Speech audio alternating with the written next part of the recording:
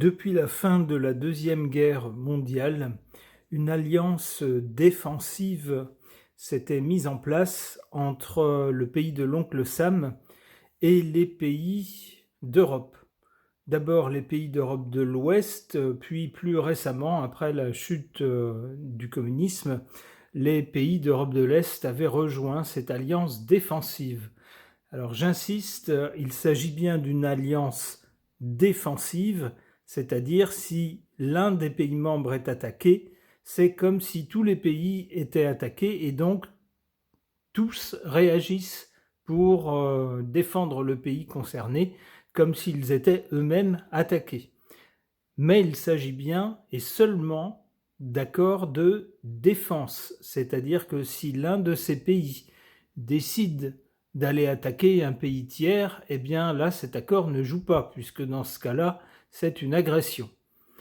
Eh bien, donc cet accord prévalait depuis la fin de la Deuxième Guerre mondiale, avec ces dernières années des doutes du côté de l'oncle Sam sur la nécessité de cet engagement, puisque le communisme étant tombé, cette alliance qui avait au départ pour but de protéger les pays d'Europe qui pouvaient encore l'être du communisme, puisqu'une partie d'entre eux était déjà tombée sous la coupe russe, eh bien, cette alliance n'a plus vraiment lieu d'être désormais, puisque les pays d'Europe de l'Est se sont libérés du communisme et ont rejoint cette alliance, et puis surtout font ce qu'ils veulent, décident de ce qu'ils veulent. Et puis au niveau européen, il y a quand même une organisation qui commence à se mettre sur pied. Donc l'oncle Sam s'était dit, eh bien, est-ce que c'est bien nécessaire qu'on continue à être là-bas ? Les choses se sont précipitées avec l'arrivée au pouvoir de Papy Ronchon. Alors d'abord, il est coutumier du fait, c'est son style de dire des choses un peu sans diplomatie, brutes de décoffrage, et souvent ça vexe ou ça fâche. Alors on le prend comme on veut, mais les pays européens ont assez mal pris de se voir traités comme des moins que rien, comme des gens à qui on devait dire ce qu'ils avaient à faire. Et beaucoup d'entre eux ont commencé à se dire est-ce que cette alliance défensive finalement est à notre avantage ?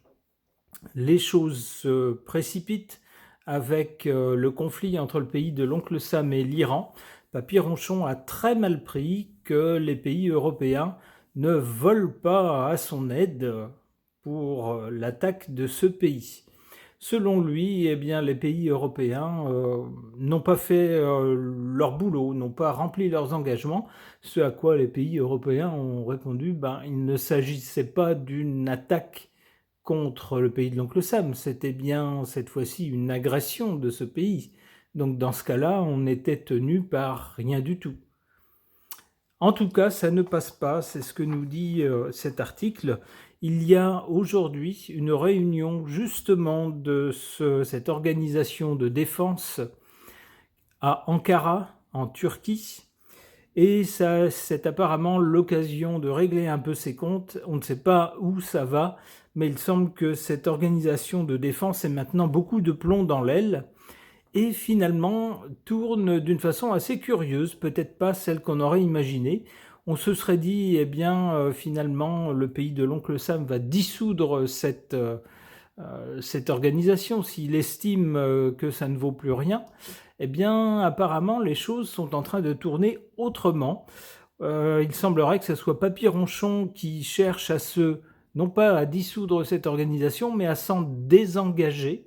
Et puis, de leur côté, les pays européens, plus, on pourrait dire la Turquie, plus le Canada, par exemple, eh bien, s'organisent entre eux pour des achats en commun ou des programmes en commun d'armement, pour resserrer leurs liens de défense. Au niveau européen, la France, qui possède l'arme atomique, a été courtisée suite aux déclarations de Papy Ronchon disant que finalement l'Europe, ça valait plus la peine que l'oncle Sam dépense du temps, de l'argent sur l'Europe, pour la défendre. En tout cas, vous n'avez qu'à vous débrouiller, c'est ce qu'il a dit plus ou moins.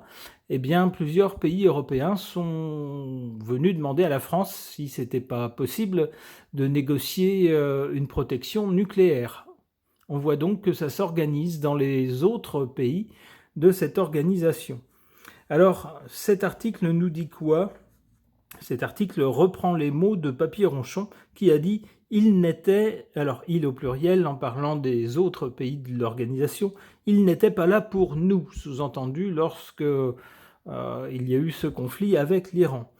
Donc Papy-Ronchon juge ridicule que les États-Unis maintiennent leur soutien à l'OTAN. Bon. Ambiance. Le président américain donc a déclaré jeudi qu'il était ridicule que les États-Unis maintiennent une relation unilatérale avec l'OTAN à moins d'une semaine du sommet de l'organisation à Ankara en Turquie. Il n'était pas là pour nous, avec 3 points d'exclamation, a-t-il écrit sur son réseau social, en ajoutant que la relation entre son pays et l'OTAN n'était pas réciproque. C'est son point de vue.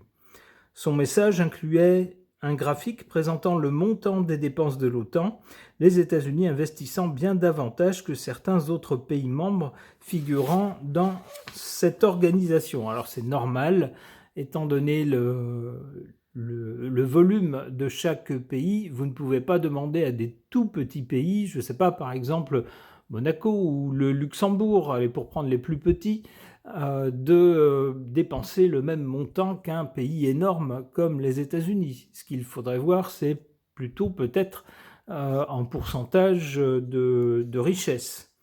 Mais évidemment, Papy-Ronchon a sa propre logique. On nous dit qu'il est attendu au sommet de l'OTAN dans la capitale turque les 7 et 8 juillet, après avoir critiqué ses alliés européens pour leur refus de s'engager à ses côtés dans la guerre qu'il a lancée avec Israël en février contre l'Iran.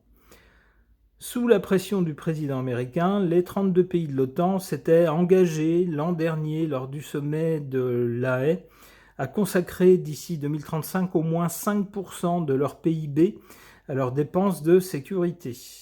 Le président américain insiste également sur le fait qu'il souhaite que l'Europe assume le rôle de chef de file en matière de défense et Washington a déjà pris des mesures pour réduire ses engagements.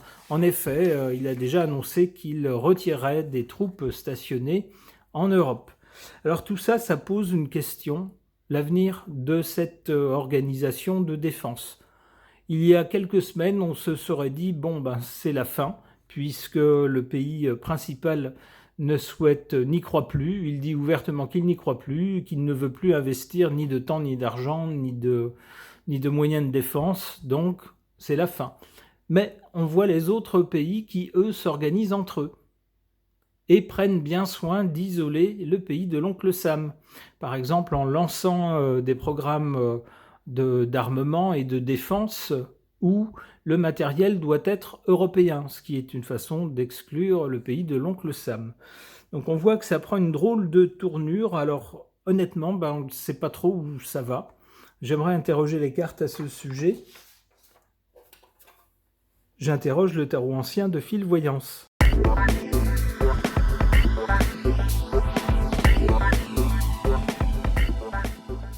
Alors voilà des cartes très intéressantes par rapport à ce sujet. Qu'est-ce qu'on a ? Du côté de l'origine, du passé, on a la justice. Moi j'y verrais tout ce qui est légal, tout ce qui est formalisé légalement. Donc les accords de défense qui définissent la relation défensive ou la relation d'assistance, comment pourrait-on dire, militaire entre tous les pays membres. En l'occurrence, c'est une association défensive. J'insiste, c'est important puisque ça définit la nature de l'assistance que les pays doivent se prêter les uns aux autres dès lors qu'ils sont signataires.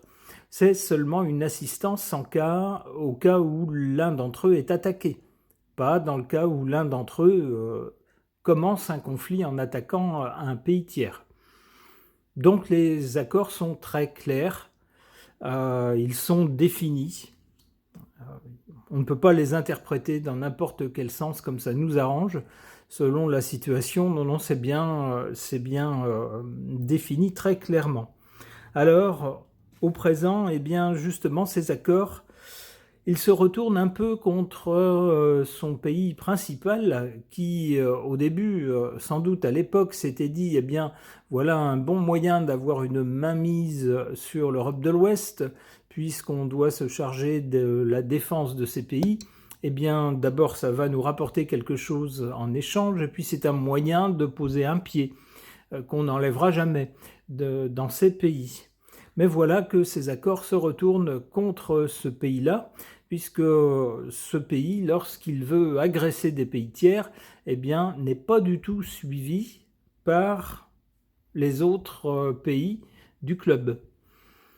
Ils en ont le droit, puisque ce sont des accords de défense et non pas d'agression, non pas d'assistance, quelle que soit la nature des opérations.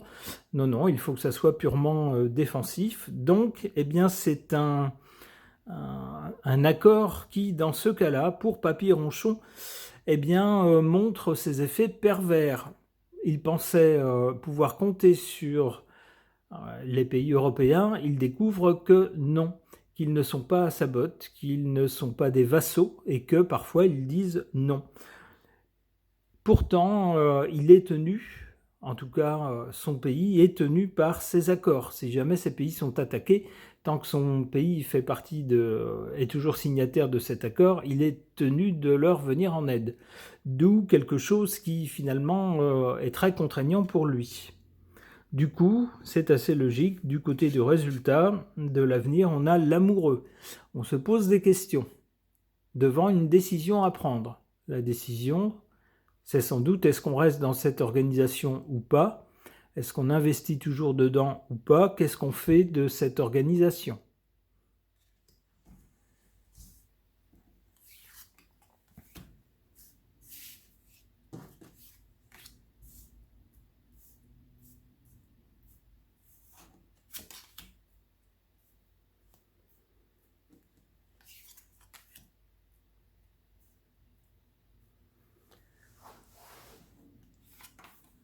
En carte favorable, on a l'impératrice. L'impératrice nous parle d'abord de communication.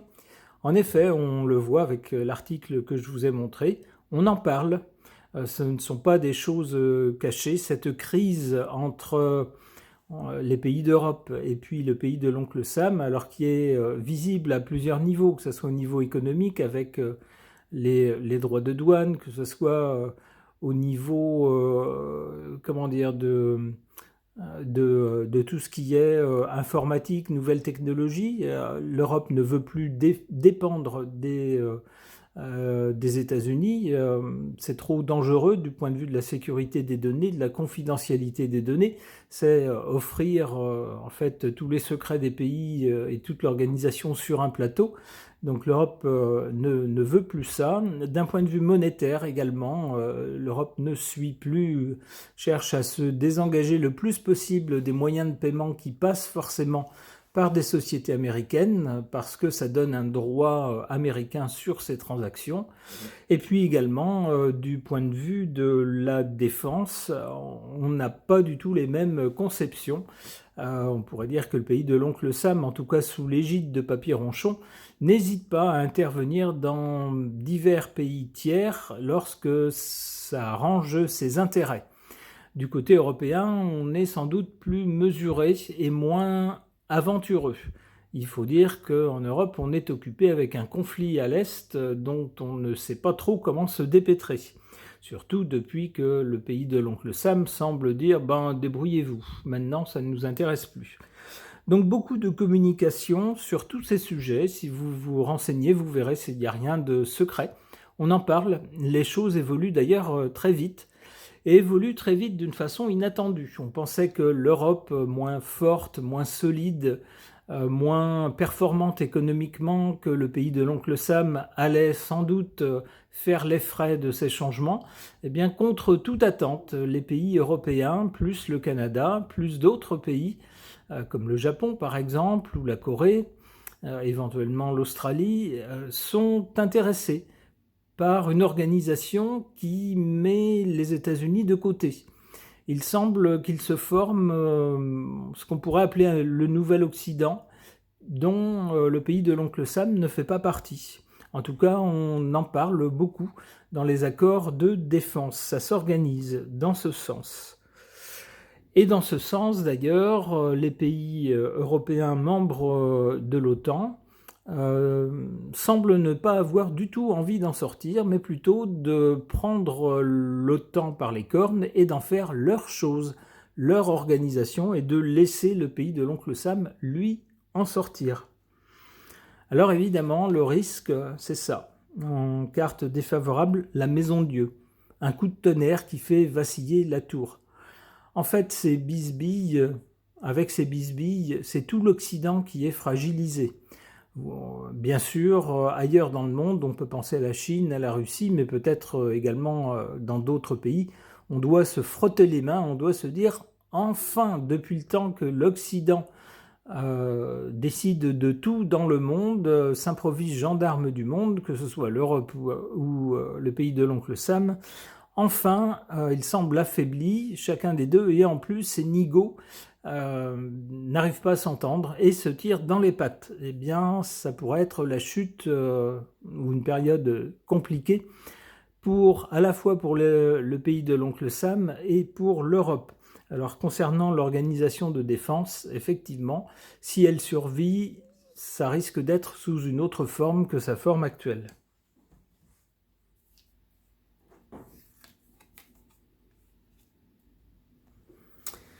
Voilà, c'est ce que je vous disais à l'instant. Du côté de l'avenir, on a l'amoureux, l'heure des choix. On consulte les uns les autres sur ce qu'on va faire, les choix qu'on va faire, ce qu'on va décider de faire. Et puis finalement, on décide quoi avec le battleur? Eh bien, quelque chose de nouveau, une nouvelle organisation. Alors, ça peut être sur les ruines de l'ancienne. Ça peut garder le même nom, mais en tout cas, il est possible qu'elle ne soit pas organisée de la même façon, ou peut-être pas avec les mêmes pays membres.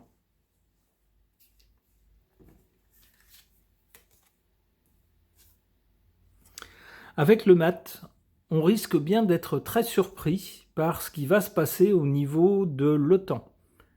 C'est ce que nous dit le mat. D'abord, on voit quelqu'un qui s'en va. Donc ça pourrait être le pays principal. Alors c'est vraiment le dernier pays qu'on se serait attendu à voir partir, à voir quitter cette organisation il y a seulement 10 ans.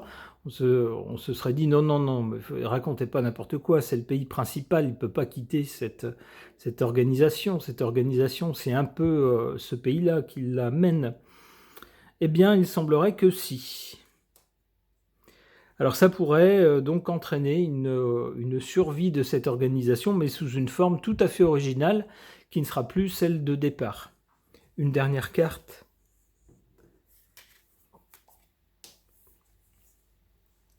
L'empereur, on a le départ et l'empereur à côté. Dans cette organisation, en fait, le pays le plus puissant, c'est bien l'oncle Sam. C'est lui qui fait figure d'empereur. Et c'est un peu le complexe de Papy-Ronchon. Il se prend un peu pour le maître du monde. Eh bien ici, on aurait Papy-Ronchon qui, mécontent de la façon dont cette organisation est menée, eh bien partirait, en ferait sortir son pays. C'est ce qu'on pourrait voir ici. Ok. Concernant l'organisation de défense de l'Atlantique Nord, qu'on pourrait habilement faire passer dans une conversation en parlant d'OTAN on emporte le vent, par exemple, eh bien cette organisation est en crise actuellement, une crise entre l'Europe et Papy-Ronchon. Alors qu'est-ce qui va advenir de cette organisation? Je ne sais pas, j'interroge l'oracle de Nougat.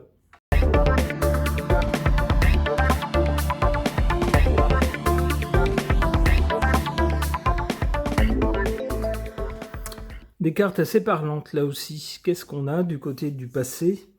On a cette carte qui nous parle de quelque chose de chatoyant, quelque chose de brillant. Donc oui, dans le passé, cette organisation de défense était inédite dans le monde par son ampleur et ses capacités. C'était vraiment comment on pourrait dire, une team, une équipe imbattable. On savait qu'avoir affaire à ce groupe-là, c'était la pâtée garantie. Donc une organisation brillante, mais ça c'est du côté du passé. Actuellement, elle est en crise, alors qu'est-ce qu'on essaye de faire lorsqu'il y a une crise?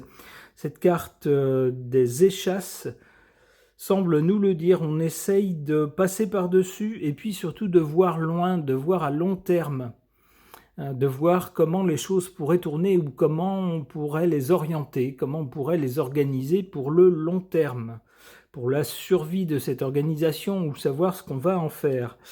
Eh bien, on nous promet des heures un peu chaudes du côté de l'avenir de cette organisation, puisqu'on nous parle ici de chalumeau. On nous dit « ça va chauffer ». Bon, c'est déjà plus ou moins le cas.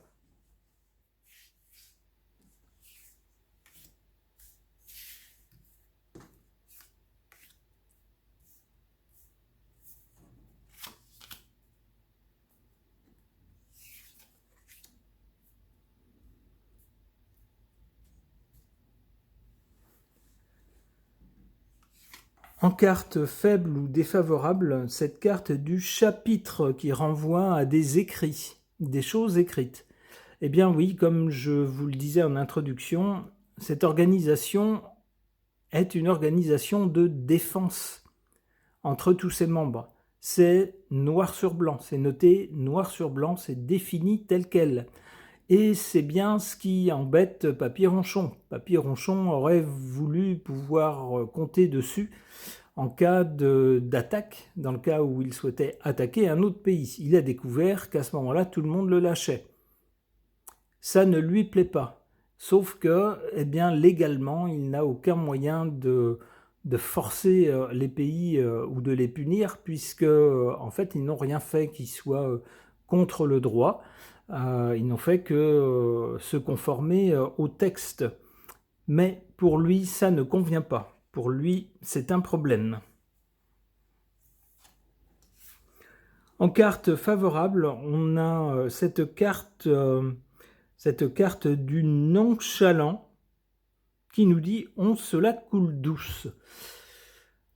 Alors, il y a peut-être certains pays dans cette organisation qui se disent, lorsqu'ils voient Papy Ronchon vociférer, gesticuler, s'énerver, menacer sur tous les tons, promettre le pire à ceux qui ne veulent pas lui obéir, alors que pourtant ils sont dans les clous de ce qui a été défini, certains pays doivent se dire « cause toujours, tu m'intéresses ». En d'autres termes, le chien aboie, les chiens aboient, mais la caravane passe. C'est-à-dire, mon petit bonhomme, tu peux toujours t'énerver tant que tu veux. Ce qui est défini, c'est ce qui est défini, on s'y tient. Et puis, si tu agaces trop tout le monde, ce qui va se passer, c'est que tranquillement, sans t'en parler, on va se réunir entre nous et on va s'organiser entre nous. C'est déjà ce qui est en train de se passer.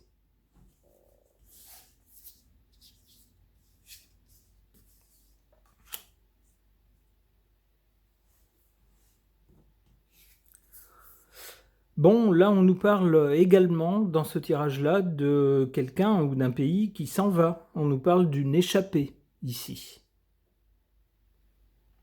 Bon.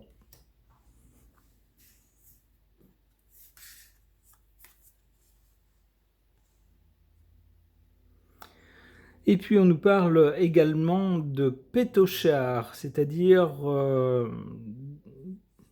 d'un personnage qui est courageux mais pas téméraire. C'est-à-dire qu'on a quand même un peu les chocottes. Donc, peut-être que Papy Ronchon, fâché, décidera peut-être sur un coup de tête. Il a l'habitude des choses un peu théâtrales, un peu dramatiques. Peut-être va-t-il décider que son pays se désengage complètement de cette organisation de défense. Eh bien, les pays qui resteront ne seront sans doute pas très rassurés. C'est ce que semble nous dire cette carte. C'est déjà l'attitude de certains qui se sont précipités auprès du président français en disant « Dites donc, si les Américains se désengagent de notre protection, qu'est-ce qui nous reste ?» on pourrait pas bénéficier de votre protection nucléaire, donc on n'est pas très rassuré. Ça peut se comprendre lorsqu'on a un énorme voisin. Alors, l'avenir, eh bien, le jeu de cartes n'y répond pas directement, puisqu'il pose ici une charade qui nous parle de mystère et de devinette. Sans doute que à ce moment-là, au présent, l'avenir n'est pas encore joué. Peut-être qu'il y a trop de pays qui étudient différentes possibilités pour que les choses soient vraiment sur des rails qu'on pourrait définir. C'est comme ça que j'interprète cette carte de la charade, pleine de points d'interrogation. Alors, ça veut dire que l'avenir reste encore ouvert, mais il semble bien, sur les 2 tirages, on a un pays qui s'en va. Alors, peut-être va-t-il s'en aller complètement de cette organisation, peut-être va-t-il simplement n'y faire que de la figuration et surtout retirer ses moyens, laisser seulement des moyens très faibles. Alors, qu'est-ce qui va se passer pour l'Europe? L'Europe a intérêt à s'organiser rapidement puisque ses capacités ne sont pas du tout les mêmes que celles de l'oncle Sam. Si ce dernier se désengage, évidemment, ça change complètement la donne. Ça sera passionnant de suivre l'évolution de cette chose-là. On est vraiment dans des temps qui changent pendant 50, 70 ans, 75 ans. Rien n'a changé, c'était à peu près pareil. Et bien tout d'un coup, on est, semble-t-il, rentré dans un cycle de changement très grand, très important et surtout de plus en plus rapide. Alors, suivons l'actualité pour voir où tout ça nous mène. Ce tirage est maintenant terminé, merci de l'avoir suivi.